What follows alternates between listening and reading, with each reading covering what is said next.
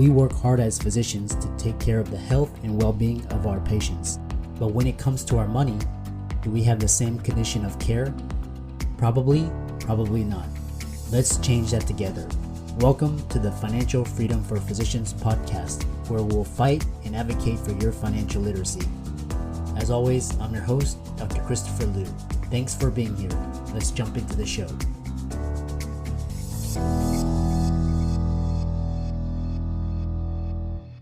Welcome to this week's podcast episode, and I've got a fantastic guest for you today, Barry LaBov, and he is a bread and butter guest for the audience on the show. And he's written a book which he'll talk about, Power of Differentiation. It's a great way for the guest to learn how to build a brand, build an online business, become an author, speaker, coach, hold mastermind. So, Barry, welcome. Christopher, I'm honored to join you today. I think it's going to be a lot of fun.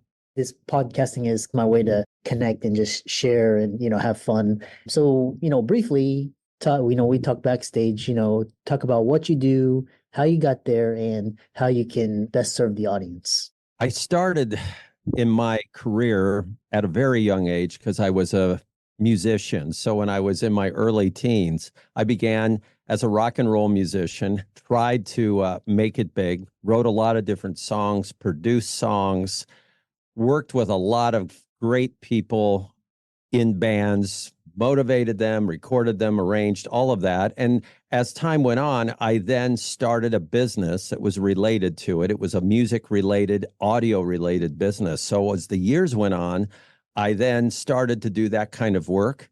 I then faced a tragedy in my life when I was in my late 20s, which was my father passed away.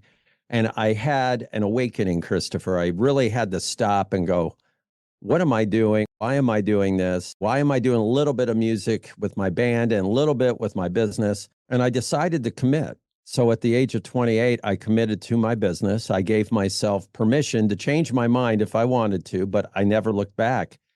From that point, I've been able to really be part of a great company that does advertising and marketing and training for companies all over the world. So we work with Macallan Scotch, we work with Harley Davidson, we work with Audi of America, we work with Hyundai Motors, Carrier HVAC, great companies.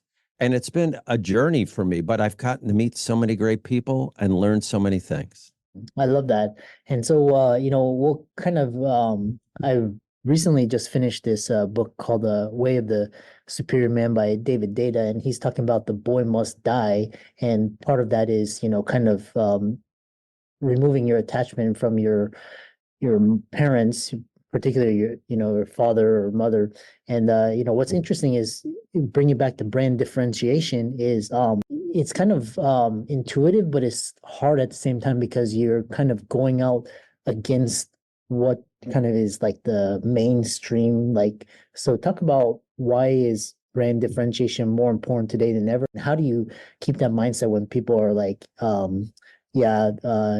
you don't fit in, you're never going to make it, these types of messages? Well, it's funny you said that. I, on a couple of occasions, have been told, look, you have no talent. You're never going to make it. Give up. And and luckily, I persevered and pushed through those. But here's what's important. We must realize that today there's a great pressure to commoditize.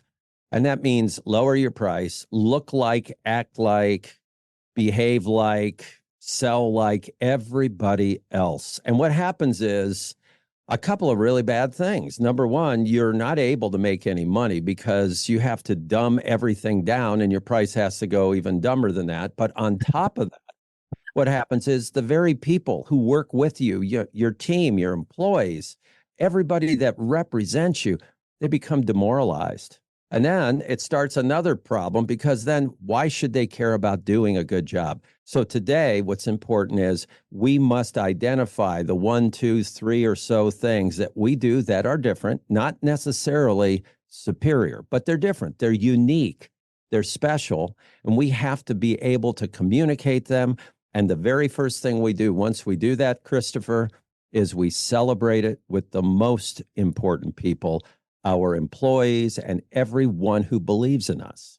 I really like that. And it's kind of like once you realize like what your superpower is, and you like the more like the more you differentiate, like just kind of just exit from the mainstream, like that's like that's your superpower, and that's what and then it's kind of really takes discipline to be like, no, I'm gonna stick to this path, and I'm not gonna, go with the mainstream. So the other kind of you talked about leaders of a company sharing and celebrating their brand differentiation with employees first before the rest of the world. And why is that?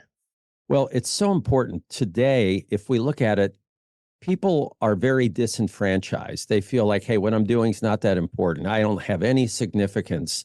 And they'll leave your company for a quarter, 25 cents more an hour to go down the street. Or maybe they'll just quit the job and maybe they won't do anything for a few months.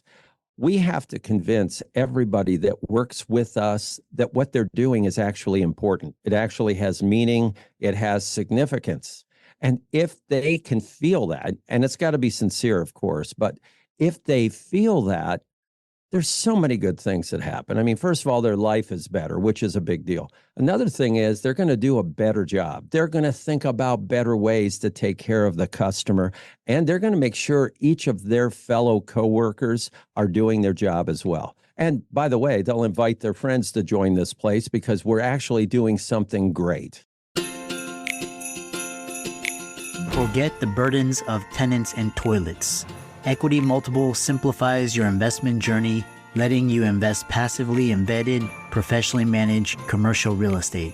Only 5% of reviewed investments reach Equity Multiple's platform, with our asset management working on each from funding through exit to maximize your returns. Whether you're on the couch, in your exec chair, or the backseat of a rideshare, Equity Multiple brings cash flowing real estate investments straight to your fingertips. All investments involve risk. Visit equitymultiple.com to learn more.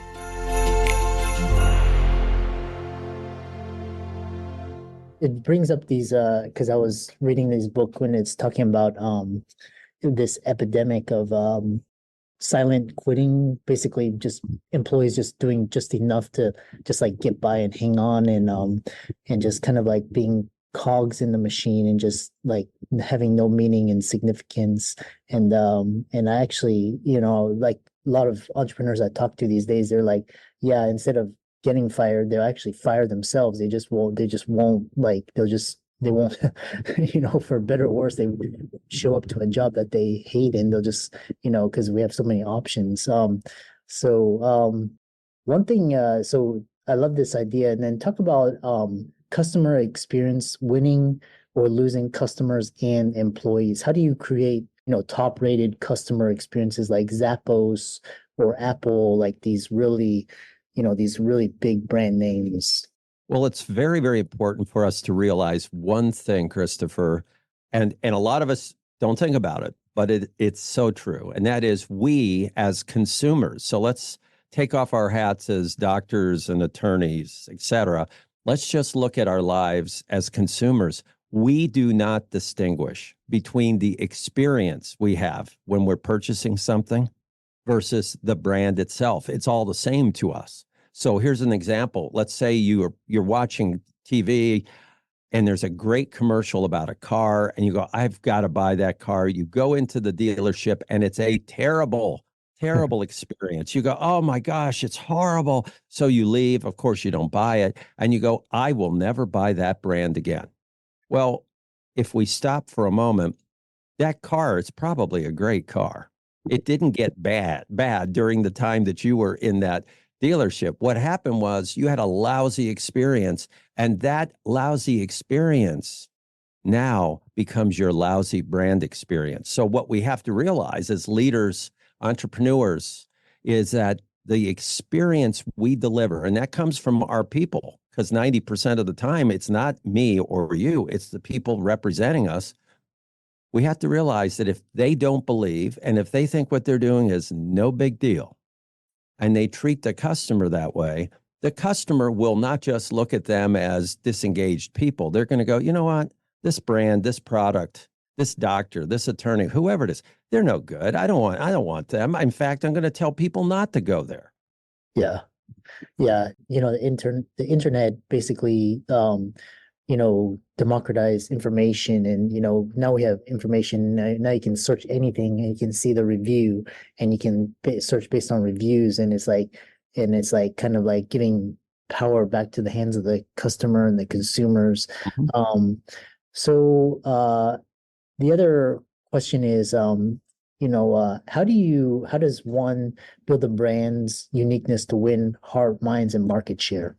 Well, I appreciate you asking that. That's the subtitle of my book. The book is called The Power of Differentiation. The subtitle is Win, W-I-N, Win Hearts, Minds, and Market Share.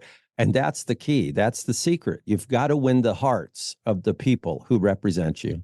Then you got to win their minds. They got to think, okay, this makes sense. This is actually something that is valuable. This is something that has some meaning to it. And if you do that, you're more likely than ever to win the market share and sales because your customers see it, they feel it, and you can win the hearts and minds of them as you share your story. It's really important that we also realize, and I really think this is important for our audience, is it's so critical that we don't wait for the once a year meeting to tell everybody what we're doing and why it's important. Every single day, every interaction with your team is an opportunity to reinforce the message that, you know what, we're doing something that's kind of special here. And what you're doing makes it even more special. The other kind of a follow-up question to that is, what makes your branding process unique to any other? Because we talked about discovering it, and how does your process create unique brands, and how is it unique? We have a 5-step process we call brand re-engineering. We've got 5 steps. The average marketing company does at least 3 of those, maybe 3.5 of those, but there is one of the 5 that nobody does. And that is, we call it a technical immersion. And what we do is, whether it's virtual or in person, we dig into the specifics, the technicalities, the technology, the metallurgy, the products, the features of what you're providing. And you might say, well, gee, I'm a service business. Okay, we work with service businesses and we find that they have a certain customer experience, or they have a certain quality control process. They have a certain approach to doing this or that. We dig into it. That's what our focus is in that portion of our brand re-engineering process. And we find things, by the way, that are right in front of our clients. They just haven't paid attention to them for years because they're so close to them. It's like your children. If any of us who have children, somebody may say, oh, your daughter has tremendous talent in such and such. And you go, what? My daughter? Well, it's because you're so close. And it's the same thing with the product and services we provide. We get too close to them. We don't see the magic. So my company comes in, and it's one of the funnest things we do. We go in and we find the magic in what is already being done, what's already being paid for by the client. They're already doing it. And we go, hold on a minute. We got to stop. We got to honor this. We got to name it. We got to celebrate it. Yeah. Yeah. No, so next thing is talking about is your book, and I know we talked about the power of differentiation, and kind of talk about kind of the what people can expect to get from it, and where can they find it, and why did you write the book, and we'll go into further on. Well, it's a great question. I originally wrote the book thinking it would be a really good book on branding and marketing. As I went through the process and COVID hit, and all of the mass defections of employees leaving their companies, 50 million employees left their companies in 2021 alone. It all of a sudden dawned on me that this book is not just about how do you market your product. It's about how do you win the hearts and minds of the people who represent it. Because if you don't do that, you're in huge trouble. So that's what inspired the book. And what's so important for anyone who does read the book is it's a collection of very, very positive stories of many different companies throughout the world in different industries. Some are small. Some are over 200-year-old companies. Some are very famous. Some are companies you'll never run into and don't even know exist. But they have found that magic, and they have been able to leverage that to inspire their people and become far more profitable, because it becomes a more exciting company because you're working on really great stuff. You have confidence and you're actually charging for it now, and your people feel good about it. So it's a very positive book. And in some spots, it's almost a handbook. If you want to follow these steps, here's how you can do it. It's right there. Yeah. Yeah. What a fantastic discussion. I love to end it with, talking about, because your story is from a rock musician, you're entrepreneur, and you work with a lot of big name brands, why did they choose you? And, for the audience that are interested in working with like a brand differentiator, how can they contact you and work with you? My company is called LaBov Marketing and Communication. So it's LAB as in boy, OV. So LABOV.com. My name is Barry LaBov. So it's BarryLaBov.com, which is my personal website. They can purchase my book on Amazon or anywhere Simon & Schuster distributes books worldwide. I would love them to do it. I'd love them to also leave a review, because I think that's important too. When you go to my website or my company's website, you can reach out. And I have people reaching out almost on a daily basis to say hi, to ask a question. It's not a transactional situation, but it's a fun one where you get to meet people. So I welcome that every day, Christopher. Yeah, awesome. And for all the audience, let's thank Barry for coming on, and really enjoyed this conversation about differentiation. And for all the audience, be sure to check out his book. It'll be on Amazon, and links and show notes. Follow him on socials, give him a like and follow, and reach out to him if you want to work with him. And thanks so much, Barry, for coming on. I'm excited that you made it for another episode. You are truly the best. If you've been following the show for a while, you know that my passion is to bring you the education you need to find your path to financial freedom. Please come back week after week for new content, new resources, and great guests. Until then, if you haven't already, please be sure to check out the website, www.drchrislewmdphd.com, for more support. I'll see you next week.